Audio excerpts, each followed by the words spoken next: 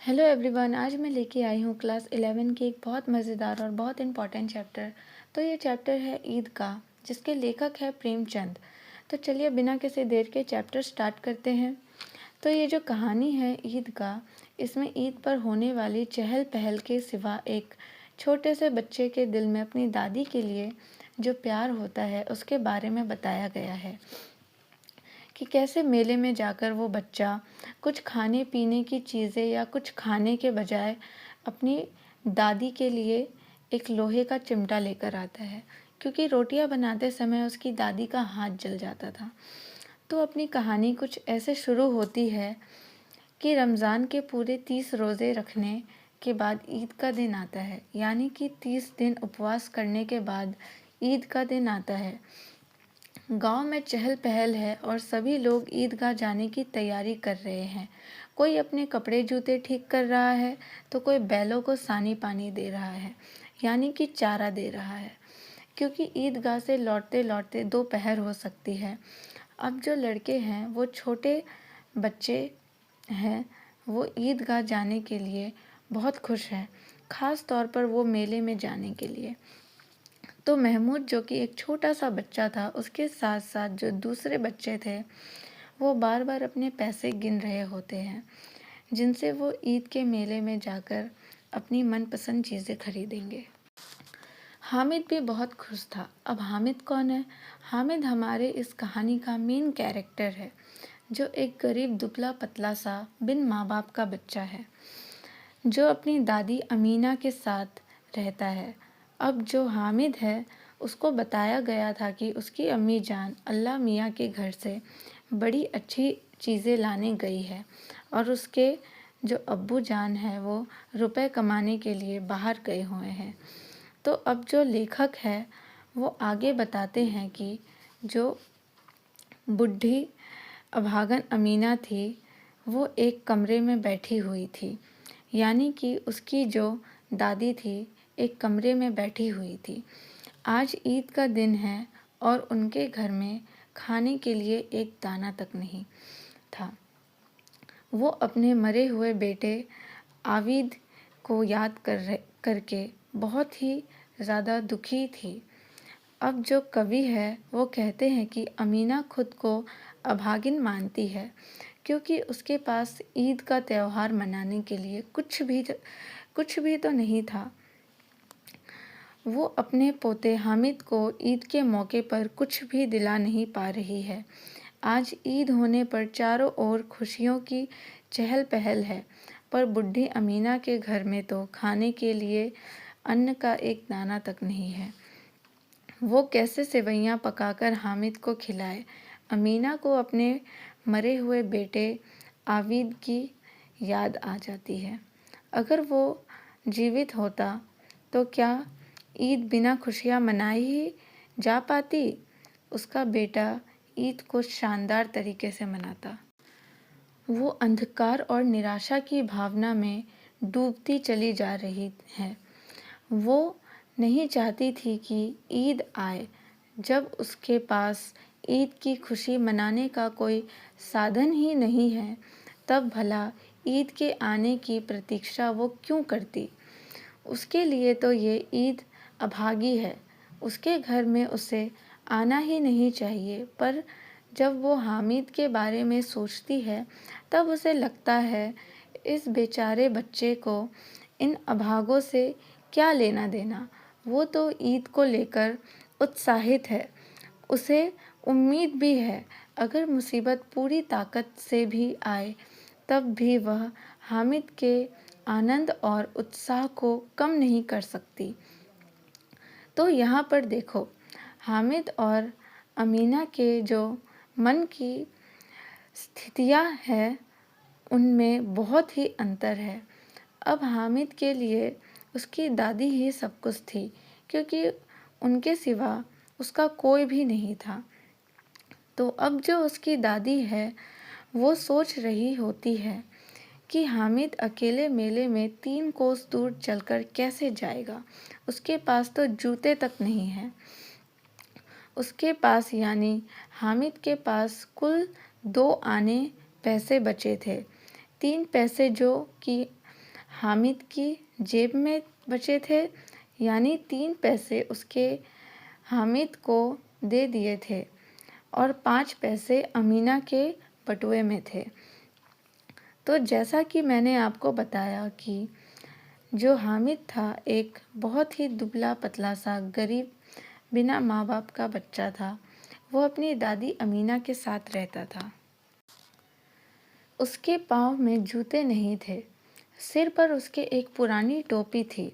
उसके पास मेले में खर्च करने के लिए 3 पैसे थे, जो कि अमीना ने उसे दिए थे।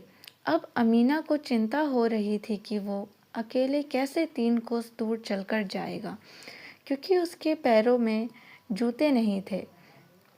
इस पर हामिद अपनी दादी को दिलासा देते हुए कहता है कि वो दूसरे लोगों के साथ चला जाएगा और सबसे पहले लौट आएगा।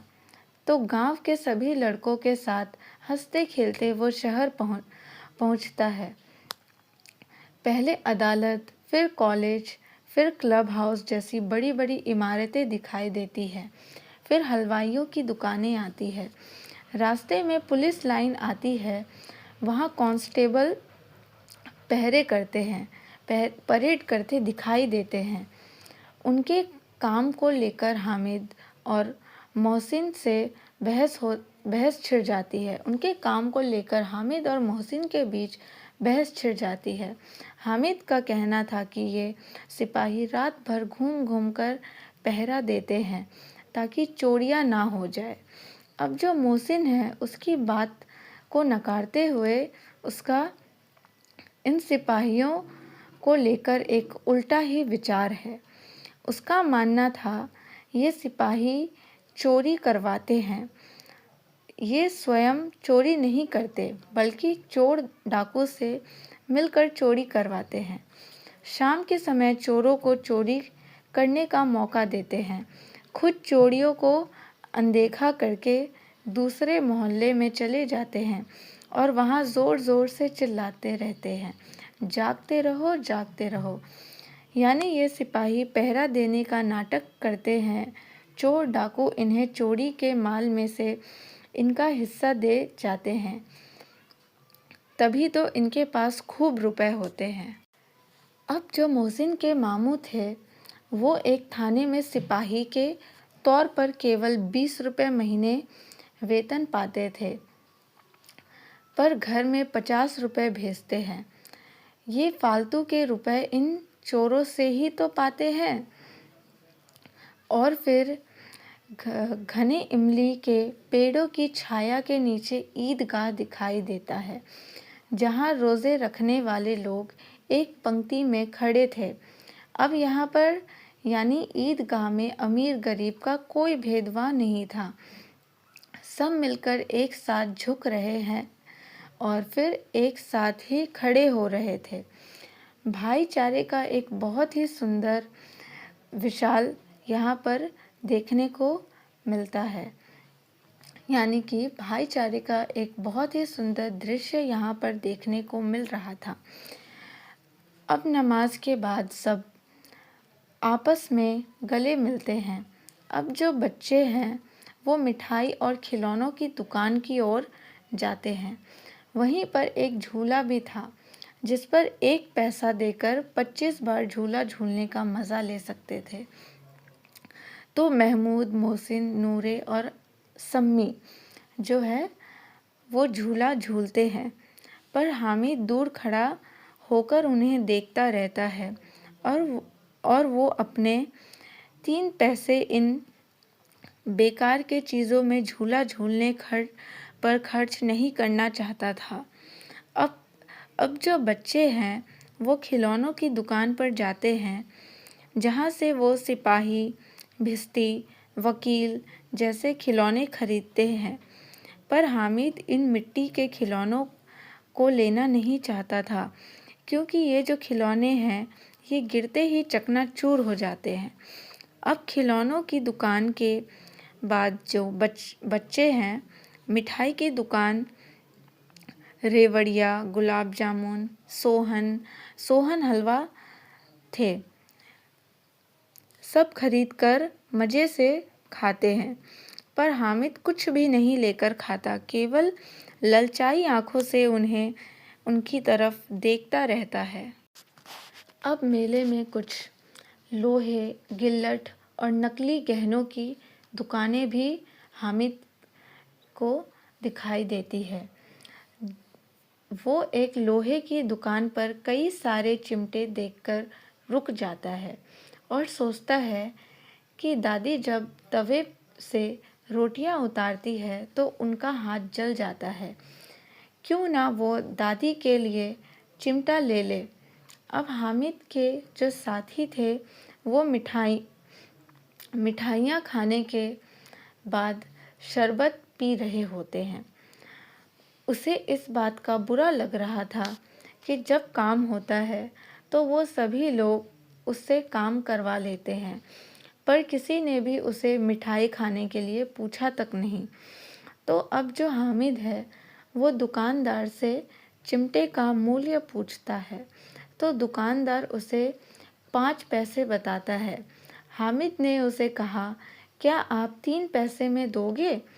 पहले तो जो वो दुकानदार है वो चिमटा देने से मना कर देता है, लेकिन जब हामिद उसे बताता है कि वो चिमटा अपने दादी के लिए लेकर जा रहा है तो वो दुकानदार 3 पैसे में मान जाता है और वो हामिद को चिमटा दे देता है। हामिद ने चिमटे को लेकर कंधे पर इस तरह से रखा मानो बंदूक हो और अकड़ता हुआ अपने दोस्तों के पास जा पहुंचा। अब मोहसिन और महमूद जो थे वो उसके चिमटे को देखकर उसका मजाक उड़ाते हैं कि ये कोई खिलौना है। इस पर जो हामिद है वो उन्हें बताता है कि खिलौना तो है, जैसे अगर कंधे पर हो तो ये बंदूक है, हाथ में लो तो ये चिमटा है, और तो और ये तुम्हारे सभी खिलौनों की जान भी निकाल सकता है और इसका बाल भी बाका नहीं होगा। अब जो सम्मी था, जो उसका दोस्त था, वो चिमटे को देखकर बहुत ज़्यादा ही खुश हो जाता है और वो चिमटे के बदले हामिद को 2 आने की खजड़ी देना चाहता है, लेकिन हामिद नहीं मानता। अब चिमटे ने भी लड़कों का मन मोह लिया था, लेकिन अब चाह कर भी कोई चिमटा नहीं खरीद सकता था, क्योंकि उन सबके पैसे खर्च हो चुके थे और मेले से वो लोग बहुत दूर भी आ गए थे। अब सभी मन्नतें करके हामिद का चिमटा देखते हैं और उसे अपना खिलौना दिखाते हैं। महमूद को भूख लगी थी तो उसके पिता ने उसे केले दिए थे, जिनमें से उसने हामिद को भी दिया और दूसरे बच्चे मुंह ताकते रह गए। महमूद हामिद के चिमटे से बहुत प्रभावित हुआ था, इसलिए उसने उसे केले खाने के लिए दिए। हामिद के दोस्तों को पता चल गया था कि मिट्टी के खिलौने खरीदने की वजह से उन्हें घर पर बहुत डांट पड़ने वाली है। मिट्टी के खिलौनों को देखकर किसी की माँ इतनी खुश नहीं होगी जितना कि उसकी दादी चिमटे को देखकर होगी। ये उसके लिए बड़े काम की चीज़ है। हामिद के पास पैसे तो बहुत कम थे, उन 3 पैसों में से उसे सब कुछ करना था। उसने इन पैसों से जो कुछ खरीदा उसके लिए उसे बिल्कुल पछतावा नहीं है और सब उसके साथी भी उसके खरीदे हुए चीज़ों को सही ठहरा रहे थे। अब 11 बजे वो सभी लोग गांव पहुंचते हैं। तब हामिद की दादी ने उसके हाथ में चिमटा देखकर पूछा, ये चिमटा कहाँ से आया? फिर हामिद ने बताया, उसने 3 पैसे देकर लाया है। दादी को बहुत गुस्सा आया कि मेले में जाकर कुछ खाने पीने की जगह पर वह चिमटा क्यों ले। पर जब हामिद ने उनसे ये कहा कि तुम्हारी उंगलियां तवे से जल जाती है, इसलिए मैं लाया हूँ, तो ये सुनकर उसकी दादी जो थी उसकी आंखों में आंसू बहने लगे और वो हामिद को दुआएं देने लगती है कि उसे उनकी कितनी चिंता है। तो बस यहीं पर हमारा ये चैप्टर ख़त्म होता है। अगर आपको ये वीडियो अच्छा लगा तो please like, share and subscribe करें and thank you for watching.